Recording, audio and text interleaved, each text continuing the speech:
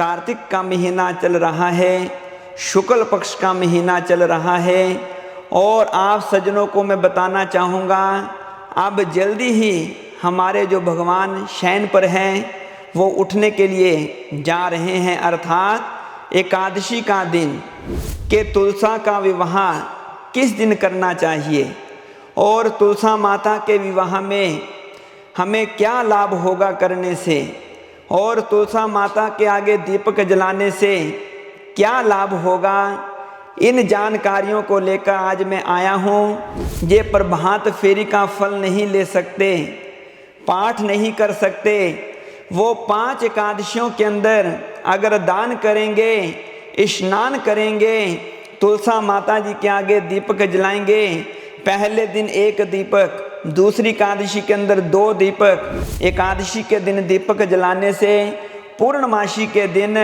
उन दीपकों को जहाँ पर दरिया हो, नदी हो, वहाँ पर दीपक प्रवाह करने से बहुत लाभ होता है। तुलसी विवाह का दिन 23 नवंबर को रखा गया है, देव उठनी एकादशी के दिन। किसी कारणवश आप 23 तारीख को नहीं कर सकते, उसको 24 तारीख भी कर सकते हो, द्वादशी के दिन। तुलसा रानी की जय, महारानी की जय, तुलसा रानी की जय, महारानी की जय। जयकारा तुलसा माता जी दा, बोल साचे दरबार की जय। तो सभी को तुलसा विवाह की हार्दिक शुभकामनाएं, बहुत बहुत बधाई हो।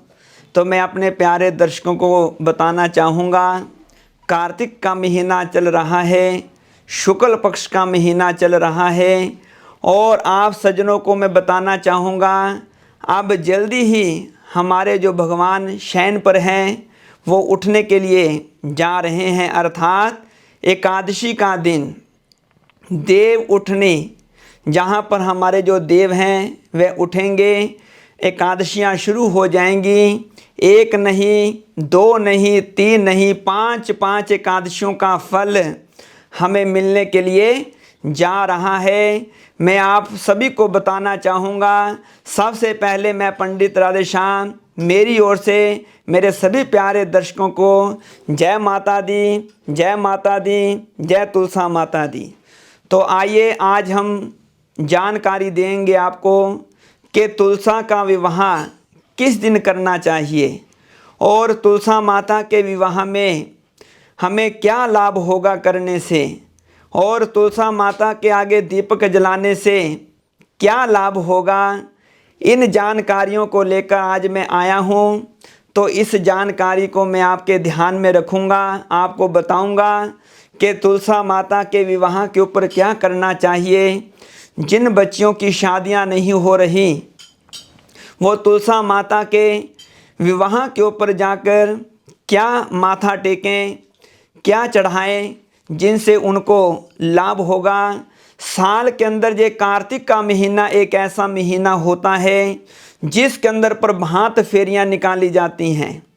दीपावली से लेकर पूर्णमासी के दिन तक संध्या काल के समय प्रातः काल दिन रात एक करके प्रभु के नाम का गुणगान, उनके नाम के संकीर्तन, उनके नाम की प्रभात फेरियां, संध्या फेरियां निकाली जाती हैं। और फिर जो लोग 15 दिन के अंदर ये प्रभात फेरी का फल नहीं ले सकते, पाठ नहीं कर सकते, वो 5 एकादशियों के अंदर अगर दान करेंगे, स्नान करेंगे, तुलसा माता जी के आगे दीपक जलाएंगे, पहले दिन 1 दीपक, दूसरी एकादशी के अंदर 2 दीपक, तीसरी एकादशी के अंदर 3 दीपक, उसके बाद चौथी एकादशी में 4 दीपक, 5वीं एकादशी के अंदर 5 दीपक जलाकर जो तुलसा माता जी के आगे अपनी मनोकामना करेंगे तो माता तुलसा, हमारे ठाकुर जी, हमारे शालीग्राम जी अपने भक्तों की मनोकामनाओं को अवश्य पूर्ण करते हैं। तो मैं आप सभी को बताना चाहूँगा कि जो एकादशी के दिन हम तुलसी का विवाह करते हैं, देव उठनी एकादशी, वो किस दिन रहेगी और इसका क्या महत्व रहेगा, इस दिन क्या दान करने से लाभ होगा वो मैं आपको जानकारी दूंगा। तो मेरे प्यारे दर्शकों, ये एकादशी 23 तारीख को होगी। शुरू 22 को हो सकती है रात के समय, लेकिन हमें ये इसका पूर्ण फल प्रातःकाल ही मिलेगा। 23 तारीख से लेकर 28 नवंबर तक जो पूर्णमासी है, इस दिन 5 एकादशियों का पूजन करने से, तुलसा का विवाह करने से हमें लाभ होता है। तुलसा के विवाह के अंदर क्या करना है, 23 तारीख को अगर आपने घर में तुलसी का छोटा सा पौधा लगाया है, उसके ऊपर पहले माता की चुनरी, लाल चुनरी उसके ऊपर रखें। तुलसी माता के ऊपर श्रृंगार की चीज़ें रखें, चूड़ियाँ रखें, बिंदी का पत्ता रखें, और जो श्रृंगार की वस्तुएं होती हैं, उपयोगी वस्तुएं, उन्हें तुलसी माता के पास रखें। और साथ ही साथ वहाँ पर घी का दीपक जलाएं। अगर आपने पूरा कार्तिक का महीना दीपक जलाया है वो बहुत ही उत्तम होता है। यदि आपने नहीं जलाया तो एकादशी के दिन दीपक अवश्य जलाइए। एकादशी के दिन दीपक जलाने से पूर्णमासी के दिन उन दीपकों को, जहाँ पर दरिया हो, नदी हो, वहाँ पर दीपक प्रवाह करने से बहुत लाभ होता है। और देवी देवता प्रसन्न होकर अपने बच्चों की, भक्तों की मनोकामनाओं को बहुत आशीर्वाद के रूप में देते हैं और उनकी झोलियां खुशियों से भरते हैं। तो आइए बात करते हैं तुलसी के विवाह के ऊपर। जहाँ कोई मंदिर नज़दीक हो, जहाँ पर तुलसी का विवाह किया जाता है, तो वहाँ पर अगर आप तुलसी की तरफ से हो तो वहाँ पर जो बन सकता है, कपड़े का दान करें, वस्त्र के साथ मिठाई का दान करें, आभूषण का दान करें, जो बन सकता है। श्रद्धा पुष्प आप माँ को दान करें। इसको भी कन्यादान कहा जाता है।